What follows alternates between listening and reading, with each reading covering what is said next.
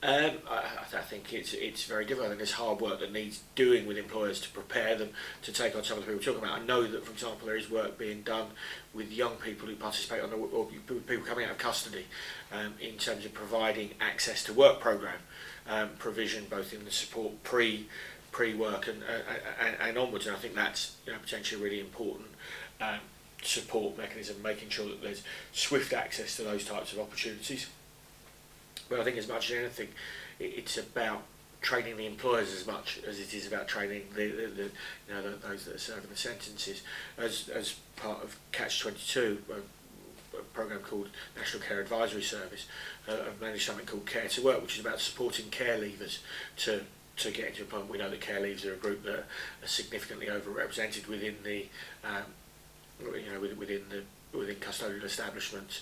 We also know they're a group who are underrepresented in employment and are much more likely to find themselves unemployed. So again, I think where they've been really successful is not just in supporting and training the young people, but in also supporting and training employers in terms of understanding the backgrounds, the experiences of some of those young people, and preparing them for the type of young person they may have work with them, but also for preparing them for the fact that these are young people who will often present a fantastic range of skills for their organisations.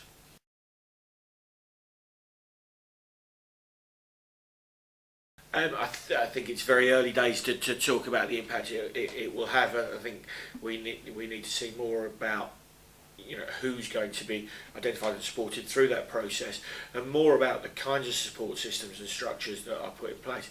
But certainly, there are young people we work with where there are cycles of employment. They've have had, as you say, generations of worklessness within their families and indeed around them in their community. So the opportunity to offer interventions that will break that cycle, there's the potential for that to have a very significant impact. But I think it's really important that it's about positive interventions and support and not about labelling those families, and about recognising the range of issues that those families face.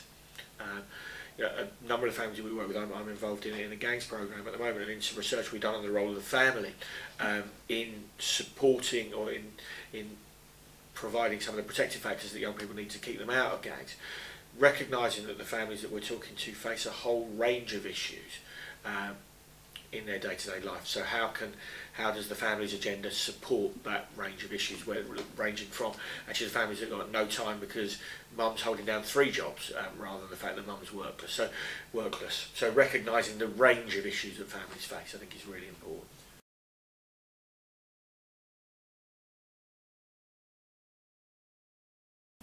Yeah, I think it's interesting. You cite the figure 25% have had referrals or appointments before committing their first offence. I think it would be interesting if you look at the custodial population to look at the percentage that would be identified as having mental health issues, and I think it possibly would be even higher than 25% during that group.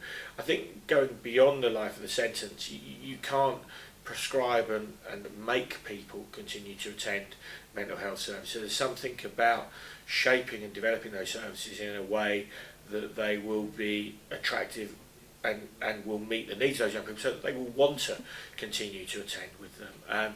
Something about the way that you route those services within communities rather than within mental health facilities, if you like, or sort of unwelcoming office buildings, ways to outreach and find those people without waiting for them to come to you, so that mental health services are taken to those young people.